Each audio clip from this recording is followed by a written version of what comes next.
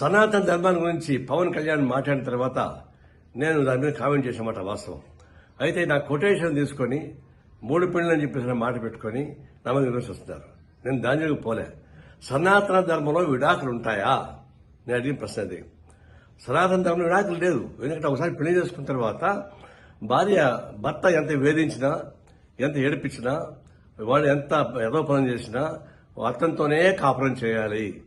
భర్తని వ్యతిరేకిస్తే ఆయన పాపానికి పోతారు అని, భర్త చనిపోతే చితిమంటల పైన భార్యని కూడా తగలబెడతారు అనేది దాని సారాంశం.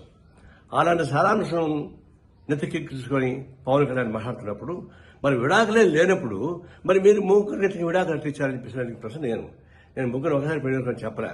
విడాకులు తీసుకొని పెళ్లి చేసుకుని మాట వాస్తవం. అది నాకు ఇప్పుడు తెలుసు. నేను దాని జోలికి ఎప్పుడు పోలే. నేను ఫస్ట్ టైం అంటున్నా. సనాతన ధర్మంలో విడాకులు లేనప్పుడు మరి మీకెందుకు అది వర్తిస్తాండి అన్న?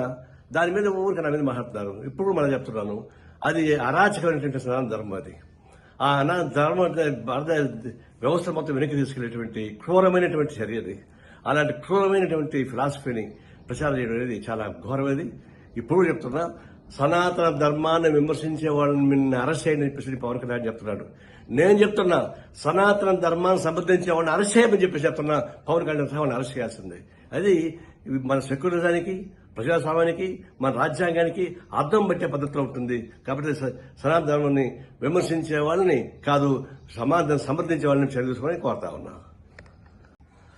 సనాతన ధర్మాన్ని గురించి పవన్ కళ్యాణ్ మాట్లాడిన తర్వాత నేను దాని మీద కామెంట్ చేసామాట వాస్తవం. అయితే నా కొటేషన్ తీసుకొని 3 పెళ్లి అని చెప్పేసి మాట పెట్టుకొని నా మీద విమర్శిస్తున్నారు. నేను దాని జోలికి పోలే. సనాతన ధర్మంలో విడాకులు ఉంటాయా? నేను అడిగిన ప్రశ్న అది. సనాతన ధర్మంలో విడాకులు లేదు. ఎందుకంటే ఒకసారి పెళ్లి చేసుకున్న తర్వాత భర్త ఎంత వేధించినా, ఎంత ఏడిపించినా, వాళ్ళు ఎంత ఏదో పని చేసినా అతనితోనే కాపురం చేయాలి.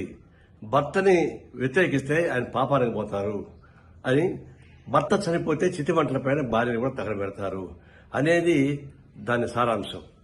అలాంటి సారాంశం నెత్తికెక్కించుకొని పవన్ కళ్యాణ్ మాట్లాడుతున్నప్పుడు మరి విడాకులే లేనప్పుడు మరి మీరు ముగ్గురికి విడాకులు ఎట్టించారని చెప్పేసి ప్రశ్న నేను ముగ్గురు ఒకసారి పెళ్లి చేసుకొని చెప్పలే. విడాకులు తీసుకొని పెళ్లి చేసుకుని మాట వాస్తవం. అది నాకు ఇప్పుడు తెలుసు.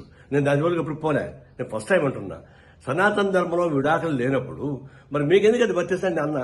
దాని మీద ఊరికి నా మీద మాట్లాడుతున్నారు. ఇప్పుడు మనం చెప్తున్నాను, అది అరాచకమైనటువంటి సనాతన ధర్మం. అది ఆ ధర్మ వ్యవస్థ మొత్తం వెనక్కి తీసుకెళ్లేటువంటి క్రూరమైనటువంటి చర్య అది.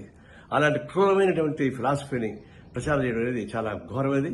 ఇప్పుడు చెప్తున్నా, సనాతన ధర్మాన్ని విమర్శించే వాళ్ళని నిన్న అరెస్ట్ చేయని చెప్పేసి పవన్ కళ్యాణ్ చెప్తున్నాడు.